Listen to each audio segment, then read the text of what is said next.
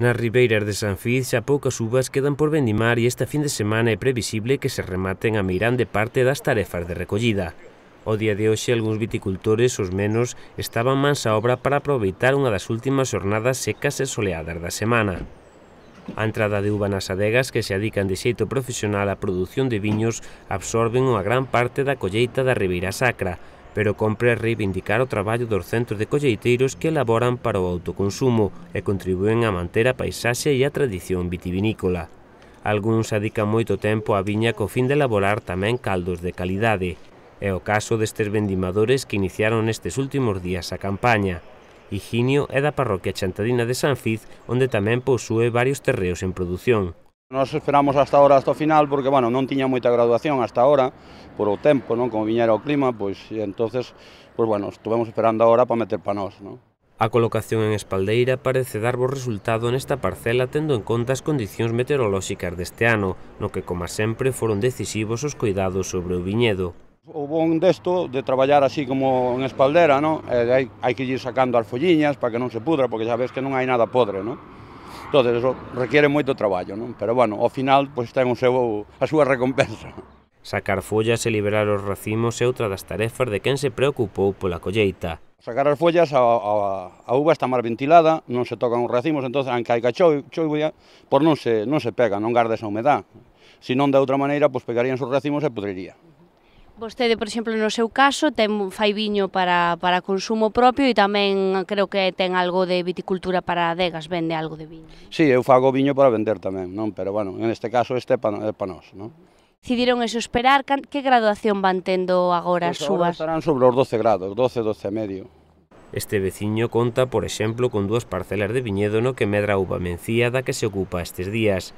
No seu caso, ao contrario que na meirande parte, decidiu deixar o godello para o final, xa que procura unha maior maduración.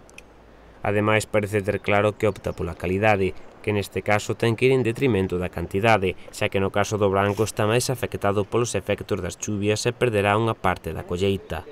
Este viticultor confirma que os prezos que as adegas están a pagar nesta campaña mantéñense en xeral con respecto á pasada.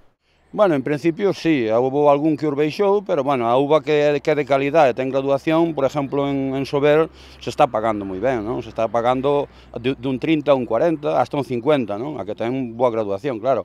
Se levas uvas con 9 graus, pois non chas queren, non?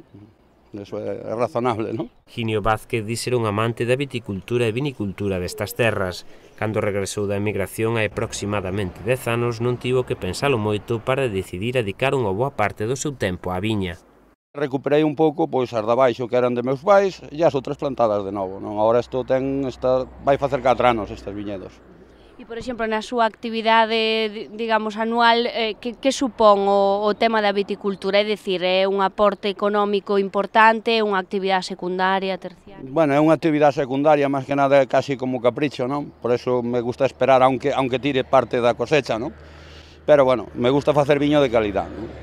Cando decidiu recuperar os viñedos familiares e sacarlle rendemento, coñecía esta laboura e sabía que para obter uns resultados satisfactorios había que dedicarlle bastante traballo. Eu nacín aquí, hasta que me marchei, pois nós vivíamos da viticultura, non?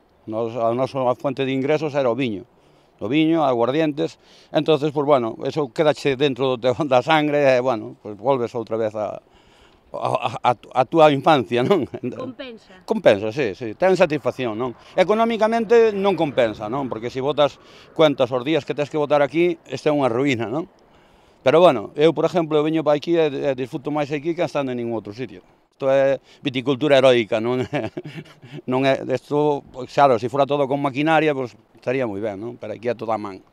O xeito tradicional está detrás de toda a produción de viño na Ribeira Sacra, pero ata que non elabora para autoconsumo en modestas cantidades, hoxe en día incorpora na medida do posible os adiantos técnicos. Bueno, eu despalillo, bueno, de forma tradicional, pero xa despalillamos, e, bueno, despois facemos os remontes en vez de viñar, bueno, estamos un pouco máis modernizados, non?